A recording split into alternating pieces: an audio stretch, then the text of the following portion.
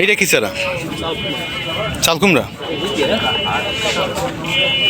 আর শশা? এইটা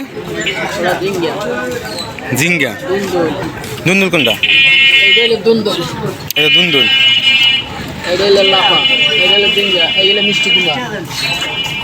এই তো পুঁই শাক, বেগুন,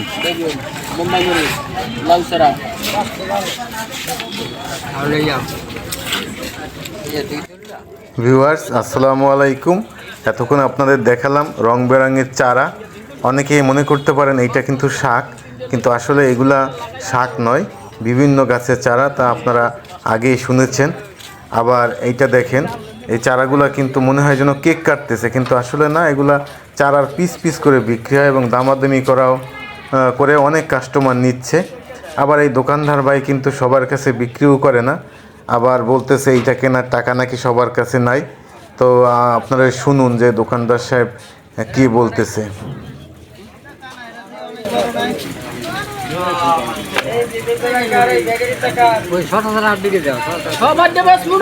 সব কাস্টমার পছন্দ না।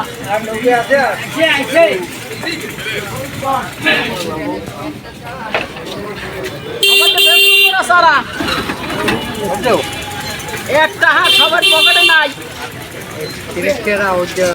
ভিউয়ার্স তার মুখেই শুনলেন। তবে আমি ছোট বীজ বপন করতে দেখছি, কিন্তু এরকম সুন্দর সুন্দর করে চারা তৈরি করে নিয়ে আসা, এবং তার সাথে আমার কথা হয়েছে এই চারায় নাকি ফলন ভালো হয়। তো এখন আসলে চারা লাগানোর মৌসুম, গরমের যে ফসলগুলো আছে সেগুলা, তো গ্রামের আসলে সবাই কম বেশি চারা লাগায় 2-4টা করে, যাতে আপনার কিছু না কিছু ফসল সবারই হয়। তো এরকম আরও চারার দোকান আছে। তো এই ভাইয়ের দোকানের পাশেই আরও একটা চারার দোকান আছে, আমরা সেখানেও যাব। তো আমি আসলে সবগুলোর নাম জানি না, তো আপনারা যদি এইখানে যে চারাগুলো আছে নামগুলো জেনে থাকেন অবশ্যই কমেন্টস করে জানাবেন।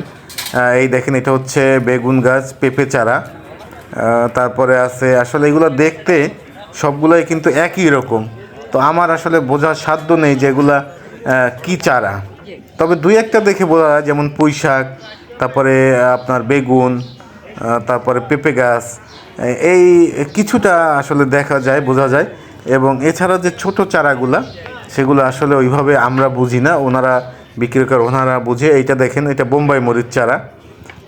তারপরে আসলে এটা হচ্ছে এই যে লাউ চারা। এই দোকানদার নাই এই মুহূর্তে, তবে উনি না থাকলেও কাস্টমার কিন্তু ঠিকই আছে ওনার দোকানে। এই যে চাচা দেখতে পাচ্ছেন, উনি এই যে লাউ গাছ নিবে, এটা হচ্ছে গ্রীষ্মকালে যে লাউ, 12 মাসি লাউ, সেটার চারা। তো এরা এরকম চারা সিস্টেম করে নিয়ে এসে, এবং এই হাট বসে হচ্ছে প্রতি শনিবার এবং বুধবারে।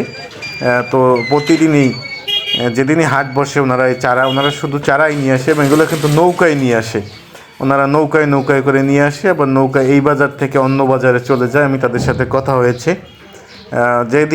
যেদিন যে বাজার হয় সেই দিন সে বাজারে যায়, যার কারণে গ্রামের মানুষ কিন্তু আসলে তাজা শাকসবজি বা ফসল কিন্তু খেতে পারে। যারা চাষ করে তারাও খেতে পারে, আর যারা চাষবাস না করে, হয়তো ঘরের আশেপাশে অল্প কিছু জায়গা আছে, তারাও কিন্তু এই শাকসবজি বপন করে।